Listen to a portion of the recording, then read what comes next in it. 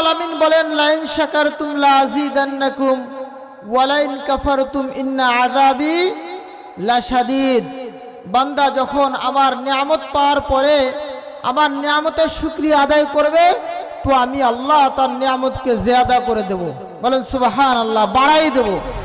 ওয়া লাইন কাফারতুম, নাশুকরিয়া করবে তো ইন্না আযাবি লাশাদীদ, নিয়ামতকে ছিনিয়ে নিয়ে যাব আর শক্ত আযাবের মধ্যে গ্রেফতার করব। বলেন নাউজুবিল্লাহ।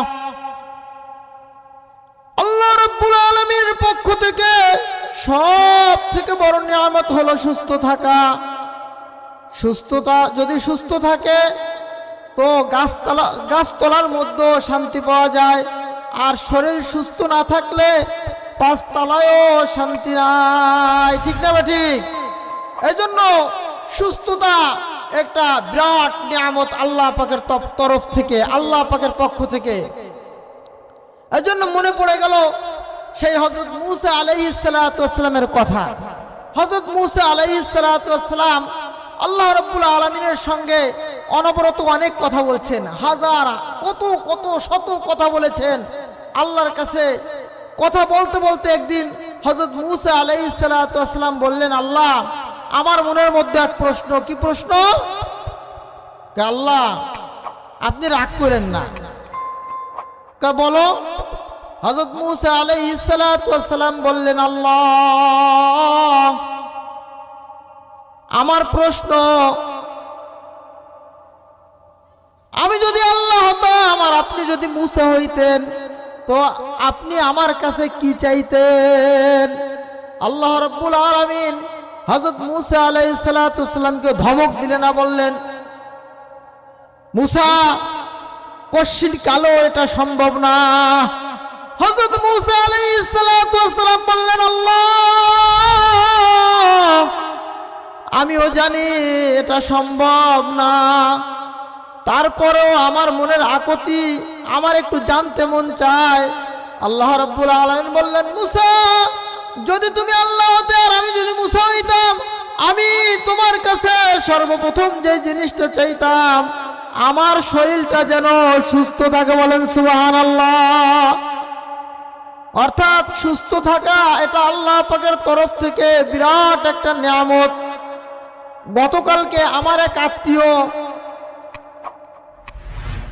খুলনা একটা প্রাইভেট হাসপাতালে ভর্তি।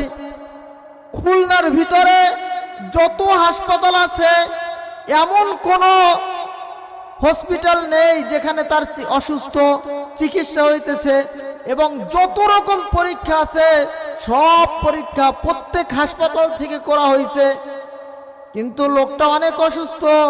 কোন ডাক্তার বলতেছে তার কোনো রোগেই ধরা পড়ে না। কি বুঝলেন?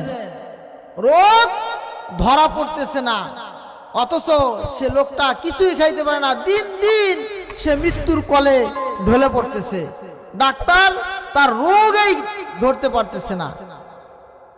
এটাও তো কত মানুষ, আমরা তো চিকিৎসাই করাইতে পারি না টাকার অভাবে, অথচ তার রোগেই ধরা পড়ে না। এজন্য শরীর সুস্থতা এটা বিরাট একটা নিয়ামত। আর সময়ের কদর করা। কি করা? সময়ের কদর করা। মানুষ যখন জান্নাতে যাবে, জান্নাতে যাওয়ার পরে মানুষের আর কোনো আফসোস থাকবে না। জান্নাতের মধ্যে সব কিছু আছে, সব কিছু সে পাবে, এমন কোনো জিনিস নেই যে জান্নাতের মধ্যে পাওয়া যাবে না। মানুষ জান্নাতে যাওয়ার পরেও মানুষের একটা আফসোস থেকে যাবে। বলেন সেই জিনিসটা কি? বলা হয়েছে মানুষ জান্নাতে যাওয়ার পরে যেই আফসোসটা মানুষ করবে এটা হলো এই যে দুনিয়ায় থাকা অবস্থায় যেই সময়টা সে অযথা নষ্ট করেছে ওই সময়ের খুব আফসোস করবে। তাই সে বলবে, কেন আমি আর একটু আর দুইবার কেন আমি সুবহানাল্লাহ আলহামদুলিল্লাহ আল্লাহু আকবার কেন বেশি পড়ে আসলাম না? যদি দুনিয়ায় থাকা অবস্থায় আর একবার যদি সুবহানাল্লাহ বেশি পড়তাম তো জান্নাতের ভিতরে আল্লাহ রাব্বুল আলামিন আমার মর্যাদা আরো বাড়ায় দিত, আমার নিয়ামতকে আরো বাড়ায় দিত। বলেন সুবহানাল্লাহ সুবহানাল্লাহ, আলহামদুলিল্লাহ, আল্লাহু আকবার, লা ইলাহা ইল্লাল্লাহ, আল্লাহ আল্লাহ, এগুলা যে আল্লাহ পাকের কত বড়, এটা একটা সম্মানিত নাম। আল্লাহ রাব্বুল আলামিনের কি যে মধুর নাম, আমরা তো বুঝি না। আল্লাহর নামের মধু যারা আল্লাহ স্বাদ যারা পাইছে তারা জানে আল্লাহ পাকের নামের কি মর্যাদা, কি মধু এই নামের সঙ্গে মিশানো, ঠিক না বেঠিক? মনে পড়ে গেল হযরত ইব্রাহিম আলাইহিস সালাতু ওয়াস সালাম, হযরত ইব্রাহিম আলাইহিস সালাতু ওয়াস সালাম যখন এরকম ভাবে তার উম্মতকে দ্বীনের দাওয়াত দিত, ইব্রাহিম আলাইহিস সালাতু ওয়াস সালামের কথা শুনে না, মানে না। নবী ইব্রাহিম আলাইহিস সালাতু ওয়াস সালাম খুব পেরেশান, খুবই অস্থির অবস্থা থাকে, খুবই আফসোস করে তার উম্মতরা কেন আল্লাহর হুকুম মানে না, নবী ইব্রাহিম আলাইহিস সালাতু ওয়াস সালামের তরিকায় চলে না। এত সুন্দরভাবে নবী ইব্রাহিম আলাইহিস সালাতু ওয়াস সালাম তার উম্মতকে দাওয়াত দেয়, কিন্তু তার উম্মত তাদের কথা শুনে না, উল্টা পুল্টা চলে। এমন তো অবস্থায়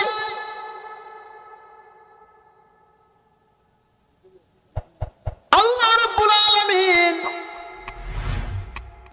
ইব্রাহিম আলাইহিস সালাতু ওয়াস সালামকে নাম রাখছেন ইব্রাহিম খলিলুল্লাহ, আল্লাহর বন্ধু। ফেরেশতারা ইব্রাহিম আলাইহিস সালাতু ওয়াস সালামকে বললেন, আল্লাহ ইব্রাহিমকে কেন আপনি আপনার বন্ধু রাখলেন? আপনাকে সে কি পরিমাণ ভালোবাসে? আল্লাহ রাব্বুল আলামিন বললেন, ফেরেশতারা তোমরা কি জানতে চাও আমার বন্ধু খলিল ইব্রাহিম আমাকে কিরকম ভালোবাসে? তো আল্লাহ রাব্বুল আলামিন ফেরেশতাকে পাঠাইলেন আর পরীক্ষা করার জন্য। ফেরেশতা আয়েশা ইব্রাহিম আলাইহিস সালাতু ওয়াস সালাম যেই জায়গায় ইবাদত বন্দি করেন, একটা জঙ্গলের মধ্যে, একটা বিরাট এরকম ভাবে জনমানবহীন এক প্রান্তে ইব্রাহিম আলাইহিস সালাতু ওয়াস সালাম আল্লাহর ধ্যানে মগ্ন ছিলেন। হঠাৎ করে ফেরেশতা, মানুষরূপী ফেরেশতা আয়েশা আল্লাহ রাব্বুল আলামিনের নাম ধরে ডাক দিলেন, আল্লাহু কারীম। যখন আল্লাহর নাম ধরে ফেরেশতা ডাক দিলেন, হযরত ইব্রাহিম আলাইহিস সালাতু ওয়াস সালাম আল্লাহর নামের ডাক শুনা অস্থির হয়ে গেলেন, পাগল হয়ে গেলেন। কে আমার রব্বে কারিমের নাম এত মধুর করে ডাক দিল? খুঁজতেছে লোকটারে। যখন লোকটাকে পেয়ে গেলেন, ইব্রাহিম আলাইহিস সালাতু ওয়াস সালাম বললেন, ভাই তুমি আমার আল্লাহ, আমার রব্বে কারিমের নাম এত মধুর ভাবে নিলে, আমি এত দাওয়াত দিলাম আমার উম্মতকে, আমার উম্মত আমার কথা শোনে না, অথচ তুমি যখন আমার আল্লাহর নাম ধরে ডাক দিছো আমার মনটা শান্তি হয়ে গেছে। তুমি আরেকবার একটু আমার আল্লাহর নাম ধরে ডাক দাও, আমার আল্লাহকে নামটা আরেকবার একটু আমাকে শোনাও। ফেরেশতা বললেন, যদি আমি তো ওই ডাক দিছিলাম আমার নিজের ইচ্ছায়, এখন তোমাকে শোনানোর জন্য যখন ডাক দেব তুমি আমাকে কি দিবা? ইব্রাহিম আলাইহিস সালাতু ওয়াস সালাম বললেন, তুমি কি চাও আমার কাছে তাই তোমাকে দিব, তারপরেও তুমি আল্লাহর নামের ডাকটা আরেকবার আমাকে একটু শোনাও। ফেরেশতা বললেন, তোমার যে সম্পদ আছে ওই সম্পদের অর্ধেকটা যদি আমাকে দিয়ে দাও তাহলে আমি আরেকবার ডাক দিতে পারি। সংক্ষেপ কথা হলো এই, আরো একবার ডাক দিলেন। ইব্রাহিম আলাইহিস সালাতু ওয়াস সালাম আরো তার কাছে অনেক ভালো লেগে গেছে, বলছেন আরো একবার তুমি আমাকে শোনাও। এরকম এক নয়, আরেকবার শুনাইলে কি হবে, বাকি যে সম্পদ আছে ওটাও দিয়ে দিব। তো আরেকবার যখন শুনাইছে আরো শুনতে মন চায়, আবার বললেন তুমি আরো একবার আমাকে শোনাও আল্লাহর নামের জিকির, আল্লাহর রব্বে কারিমের নামটা আমাকে একটু শোনাও। এই এলাকার মধ্যে, এই দেশের মধ্যে কেউ আল্লাহর নাম নেয় না, এত দাওয়াত দিলাম কেউ তো আল্লাহর কথা শুনে না, যার যার মত মতনই চলে।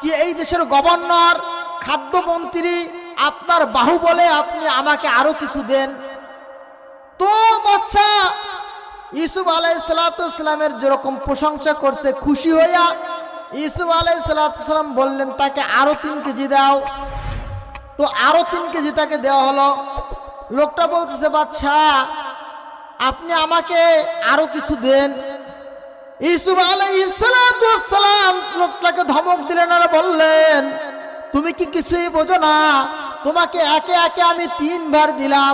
এরকম তুমি যদি একা এরকম চাও, তা আরো কত মানুষ যে আছে তাদেরকে আমি কি দেব? হ্যাঁ, এরকম ভাবে তাকে একটা ধমক দিলেন যে যাও, এখান থেকে চলে যাও। হযরত লোকটা তখন ইউসুফ আলাইহিসসালামকে বললেন, বাদশা আপনি আমাকে ধমক দিলেন, আমি কে আপনি কি জানেন? ইউসুফ আলাইহিসসালাম আশ্চর্য হয়ে গেলেন, আপনি কে? দেখতেছি জীর্ণ শীর্ণ অবস্থা।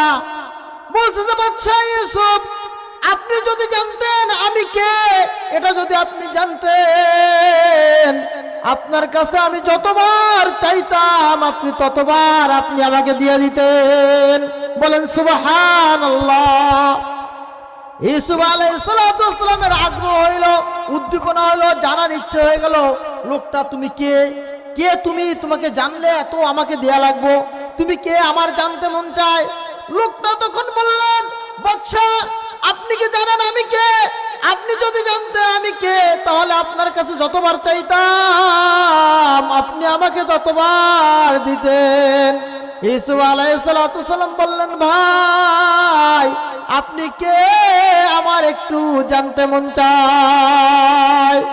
লোকটা ইউসুফ আলাইহিসসালামকে বললেন, বাদশা আমি হইলাম ওই ব্যক্তি যে কিনা ওই তুলনার মধ্যে থাইকা আপনার পবিত্রতার সাক্ষী দিছিল। সুবহানাল্লাহ। মনে আছে আপনাদের? ইউসুফ আলাইহিসসালামকে যখন মিথ্যা তোহমাত দিছিল জুলাইখা, তখন সে দোলনায় থাকা সেই যে শিশুটা তার পবিত্রতার সাক্ষী দিছিল যে না বাচ্চাই, এই যে ইউসুফ নির্দোষ। মনে আছে আপনাদের? ওদিকে যাব না। তখন সাক্ষী দিছিল যে ইউসুফ আলাইহিসসালাম কি নির্দোষ। আমি তো সেই লোক। ইউসুফ আলাইহিসসালাম এবার খুশি হয়েছে, খুশি হয়ে গেছে, আয় রে আপনি সেই লোক। বলতেছে কোনো মাপামাপি নেই, তাকে একসাথে 103 মণ দিয়ে দাও। সুবহানাল্লাহ। কয় মণ? একসাথে 103 মণ তাকে দিয়ে দাও। আল্লাহ রাব্বুল আলামিন বললেন, ইউসুফ কি ব্যাপার, তুমি ওই লোকটাকে একসাথে 103 মণ এতগুলো দিয়ে দিলা কেন? ইউসুফ আলাইহিসসালাম বললেন, আল্লাহ লোকটা আমার পবিত্রতার সাক্ষী দিছিল। আমি যে পবিত্র এটা কেউ বলছিল না, ওই লোকটা আমার পবিত্রতার সাক্ষী দিছে। আল্লাহ রাব্বুল আলামিন বললেন, ইউসুফ তোমার পবিত্রতার সাক্ষী সে কতবার দিছে? কয় একবার। কয়বার? একবার দিছে। কয় একবার তোমার পবিত্রতার সাক্ষী দেওয়ার কারণে তুমি যদি খুশি হইয়া তাকে 103 মণ একবারে দিয়ে দিতে পারো, আমার বান্দা যখন সুবহানাল্লাহ বলে, সকালবেলা বলে, নামাজের মধ্যে বলে সুবহান রাব্বিল আযীম, সামি আল্লাহু লিমান হামিদা, রব্বানা লাকাল হামদ, সুবহান রাব্বিল আলা, 5 ওয়াক্ত নামাজের মধ্যে বলে, প্রত্যেক রাকাতে রাকাতে বলে, আমার বান্দা চলতে ফিরতে জিকিরে ফিকিরে সব সময় আমি আল্লাহর পবিত্রতার বর্ণনা তার জবান দিয়ে করে, আমি আল্লাহ আমার বান্দার প্রতি আমি কিরূপ খুশি হয়ে যেতে পারি। সুবহানাল্লাহ। আমি আমার বান্দার প্রতি এরকম খুশি হয়ে যাব, আমি আল্লাহ পাক না চাইতেই আমি আল্লাহ তাকে এই দুনিয়া বরাবর 10 দুনিয়া বরাবর একটা জান্নাতের মালিক আমি আল্লাহ বানায় দেব। বলেন সুবহানাল্লাহ। কি বুঝলেন? আল্লাহর নামের জিকির করব তো। আর এই যে শাবান মাস, হ্যাঁ এই শাবান মাস, এইটা হলো রমজানের পূর্বের মাস, ঠিক না ঠিক? এই মাসে বেশি বেশি আল্লাহ পাকের ইবাদত করতে হবে, রোজা পালন করতে হবে, বেশি বেশি ইবাদত করতে হবে, দান সদকা করতে হবে। যাদের যাকাত দি যারা, তারা আমরা রমজানের আগে এই শাবান মাসে যাকাত দেওয়া উচিত। অর্থাৎ গরিব দুঃখী যারা আছে তারা যেন এই টেনশন ফিল না করে যে রমজানের মধ্যে কি করবো, মানে কিভাবে চলবো, কি খাবো, কেমন রোজা রাখবো, এটা একটা চিন্তা থাকে না, এই চিন্তা যেন না থাকে। পরিশেষে একটা হাদিস পড়ছিলাম, ওই হাদিসের শুধু তর্জমাটা করেই আমি নেমে পড়বো ইনশাল্লাহ। নবীজি বলছে, ইদা কানাত লাইলাতুন নিসফি মিন শাবান ফাকুমু লাইলাহা ওয়া সুমু ইয়াওমাহা ফাইনাল্লাহ তাআলা লিগুরুবিশ শামস। নবীজি বলছে যে 14 শাবান দিবগত রাত যখন আসে, ফাকুমু লাইলাহা, ওই দিন রাত্রে তোমরা আল্লাহ পাকের ইবাদত করবা, ওয়াসুমু ইয়াওমাহা, পরের দিন রোজা রাখবা। ওই দিন এরকম আল্লাহ রাব্বুল আলামিন প্রথম আসমানে আসেন, আর তার বান্দা বান্দির নাম ধরে ধরে ডাকতে থাকেন আর বলতে থাকেন, আলা বিম মুস্তাগফিরিন ফাগফির আলা, আলা মুস্তারজিকিন ফারজুকা। কে আসো আমার বান্দা বান্দি আছো, কে মাপ চাইতে চাও, ক্ষমা পাইতে চাও, আমি আল্লাহর কাছে ক্ষমা চাও, আমি আল্লাহ তোমাকে ক্ষমা করে দিব। কে আছো অভাবগ্রস্ত, অভাবী মানুষ কে আছো, আমি আল্লাহর কাছে তোমার অভাবের জন্য প্রার্থনা করো, আমি আল্লাহ তোমার অভাবকে দূর করে দেব। এরকম আলা কাদা হাত্তা ইয়াতলি আল ফাজর, ফজর পর্যন্ত আল্লাহ রাব্বুল আলামিন এরকম এসে এসে ডাকতে থাকেন। তো ইনশাআল্লাহ এই শাবানের 15 তারিখ যখন আসবে, 14 তারিখ দিবগত রাত, আমরা সবাই সাধ্য অনুযায়ী নফল ইবাদত করব তো ইনশাআল্লাহ। আল্লাহ রাব্বুল আলামিন যে কথাগুলো বললাম আর শুনলাম, আল্লাহ পাক আমাদের উভয়কে আমল করার তৌফিক দান করুক বলে আমিন। আমা আলাইনা ইল্লাল বালাগ। আসসালামু আলাইকুম ওয়া রাহমাতুল্লাহ।